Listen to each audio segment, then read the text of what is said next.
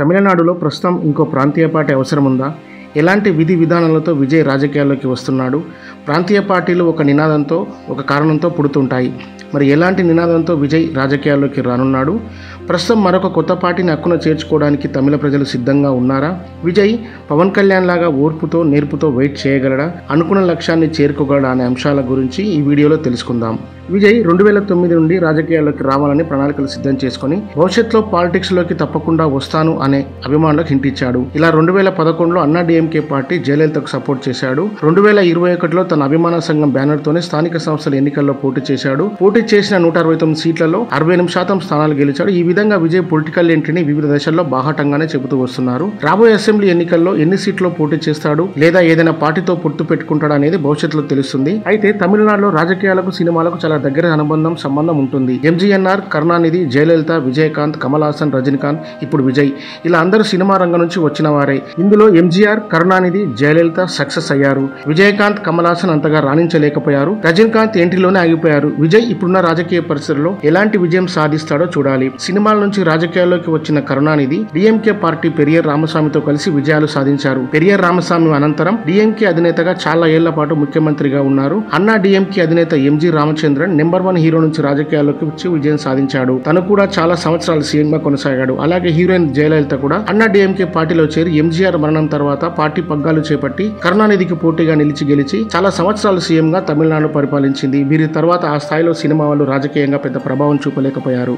తెలుగులో సినీ అభిమానులకు ఆరాధ్య దైవమైన ఎన్టీఆర్ ప్రాంతీయ అభిమానంతో తెలుగుదేశం అనే పార్టీని పెట్టి కేవలం అతి కొద్ది రోజుల్లోనే విజయం సాధించి ముఖ్యమంత్రి అయ్యారు. ఆ తర్వాత తెలుగు సినిమా వాళ్ళు ఎవరూ పార్టీ పెట్టలేదు. వారి తర్వాత చిరంజీవి ప్రజారాజ్యం పార్టీని స్థాపించి రాజకీయాల్లో అడుగుపెట్టి తనకున్న కోట్ల అభిమానుల అండతో రాజకీయాల్లో రాణించాలనుకున్నాడు, కానీ సక్సెస్ కాలేకపోయాడు. ఆ తర్వాత తన తమ్ముడు పవన్ కళ్యాణ్ జనసేన పార్టీ పెట్టి 10 సంవత్సరాల పాటు రాజకీయాల్లో ఉంటూ మొదట్లో కనీసం తన ఎమ్మెల్యేగా కూడా గెలవకపోయినా ఓపికగా పోరాడి ప్రస్తుతం తిరుగులేని విజయంతో ఆంధ్రప్రదేశ్ ఉప ముఖ్యమంత్రిగా ఉన్నారు. రాజకీయాల్లో ఉన్న పరిస్థితుల్లో రాణించాలంటే ఖచ్చితంగా పోరాడే తత్వం మరియు ఓపిక తగిన సందర్భం కోసం ఎదురు చూడడం కూడా చాలా అవసరం.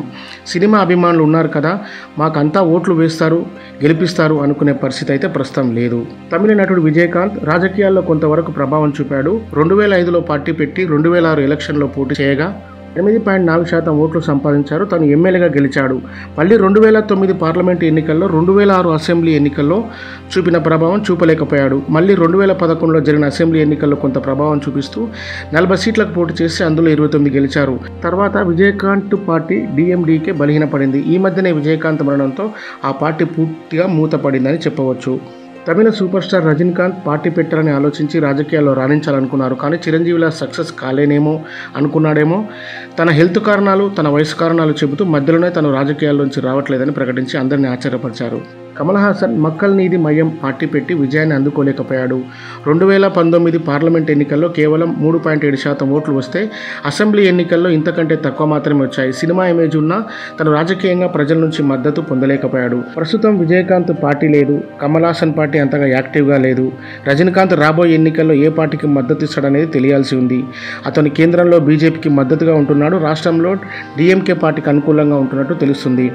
ఈ మధ్య డిఎంకే పార్టీ చేసిన ఓ పుస్తకావిష్కరణ కార్యక్రమంలో డిఎంకే పార్టీకి మద్దతుగా మాట్లాడుతూ విజయ్ పార్టీని వ్యతిరేకంగా మాట్లాడాడు. ఎన్ని తుఫాన్లు వచ్చినా మర్రిచెట్టు లాంటి డిఎంకే పార్టీ కదలదు అన్నట్టుగా మాట్లాడి విజయ్ని కౌంటర్ చేశాడు. దీన్ని బట్టి చూస్తే రజనీకాంత్ మద్దతు విజయ్కి లేనట్టే అనిపిస్తుంది. అయితే తమిళనాడు రాజకీయాల్లో ప్రస్తుతం విజయ్కి ఎలాంటి అవకాశాలు ఉన్నాయో చూస్తే ఇంతవరకు డిఎంకే, అన్నా డిఎంకే 2 ప్రధాన పార్టీలుగా తమిళనాడు రాజకీయాలను శాసించాయి. కానీ ప్రస్తుతం అన్నా డిఎంకే పార్టీలో జయలలిత మరణాంతరం ఏర్పడిన రాజకీయ అనిశ్చితి, గందరగోళ పరిస్థితుల మధ్య అన్నా డిఎంకే పార్టీ బలహీనపడింది. జాతీయ పార్టీలైన కాంగ్రెస్తో డిఎంకే పార్టీ కలిసే ఉంది. జిల్లాలో బీజేపీ పార్టీ ప్రభావం లేదు. కాబట్టి డిఎంకేకి ప్రత్యామ్నాయంగా ఒక ప్రాంతీయ పార్టీ ఏర్పడడానికి అవకాశం ఉంది. కాబట్టి విజయ్ ప్రాంతీయ పార్టీ ఏర్పడడానికి బలమైన కారణం ఒక నినాదంతో ముందుకు వెళ్ళి తనకు అవకాశం ఇస్తే ప్రజలకు ఏం చేయగలడో స్పష్టంగా చెప్పగలగాలి.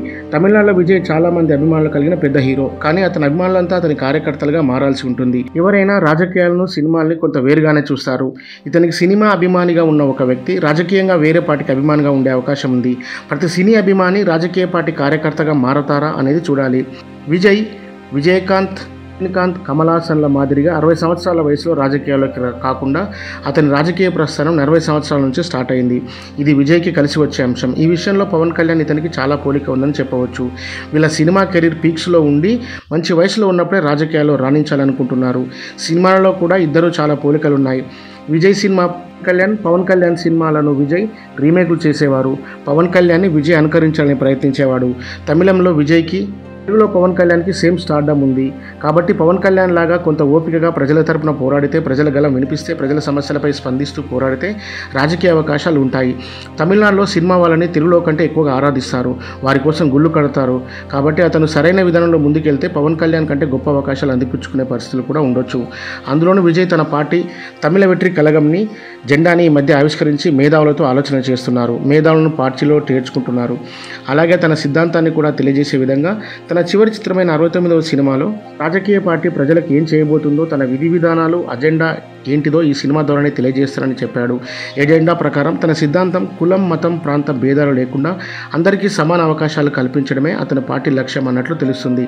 ఈ విధంగా స్పష్టమైన సిద్ధాంతాలతో రాజకీయ అవకాశాలు అందిపుచ్చుకొని తన అభిమానులను కార్యకర్తలుగా మలుచుకొని, తనే కాకుండా తన పార్టీని సమర్థవంతమైన నాయకులతో, అర్థవంతమైన విధానాలతో పార్టీ నిర్మించుకొని ముందుకు వెళితే ఒక రాజకీయ శక్తిగా ఎదిగే అవకాశం ఉంటుంది. సో ఫ్రెండ్స్, ఈ ఇన్ఫర్మేషన్ కనుక మీకు నచ్చినట్టయితే లైక్ చేయండి, షేర్ చేయండి, కామెంట్ చేయండి. మరిన్ని ఇన్ఫర్మేటివ్ వీడియోల కోసం మా ఛానల్ని సబ్స్క్రైబ్ చేయండి.